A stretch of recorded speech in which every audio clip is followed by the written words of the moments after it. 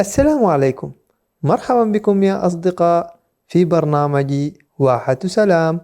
هذا البرنامج المنوع الذي يأتي من أجلكم أنتم أيها الأصدقاء الصغار، ومعي مجموعة من أصدقائي سيكونون معكم في الفقرات المختلفة والمتنوعة، فتابعونا.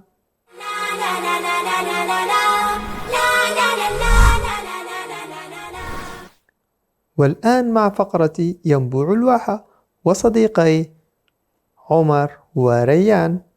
ترى ما هو موضوعنا لهذا اليوم؟ هيا بنا لنستمع.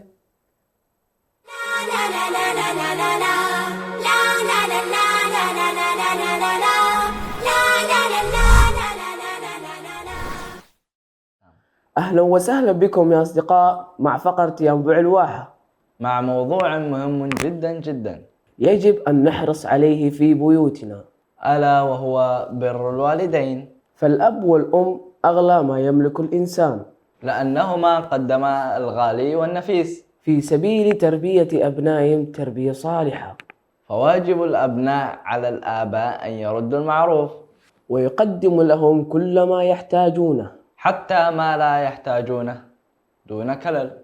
لذا يجب أن تكون لهما سندا عند الكبر، فعليك يا صديقي أن تدرس جيدا وتتأهل في حياتك بصورة جيدة، حتى تصبح إنسانا ناجحا في المستقبل، وتقوم بمساعدة والديك والاهتمام بهم، بل حتى نجاحك فقط يسعدهم. ويدخل الفرحة والسرور في قلوبهم، إن بر الوالدين يكون بالكلام والأفعال، فيجب علينا أن نستمع لكلامهم، ولا بد من الدعاء لهم في الحياة والممات، ويكون بالإنفاق عليهم، وزيارتهم وتلبية احتياجاتهم. كما لا ننسى يا أصدقاء أن هذا الأمر يحتاج إلى الصبر والاجتهاد، ويحتاج منا إلى بذل الجهد والعمل، فبقدر حب والدينا لنا يجب علينا أن نحبهما ونبرهما،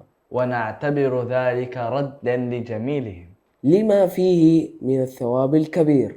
وأجر لو تعلمون عظيم يا أصدقاء. لكن دعونا نخبركم بسر يا أصدقاء، نحن مهما بذلنا من جهد وعمل لن نستطيع أن نرد دين الوالدين، لا ليلة واحدة من ليالي السهر، ولا دقيقة من دقائق المعاناة من أجلنا، لذا لا بد أن نسعى بكل ما نملك حتى يرضى الوالدان عنا، ففي رضاهم رضا الرحمن، وبرهما مفتاح التوفيق. توفيق في الدنيا وتوفيق في الآخرة.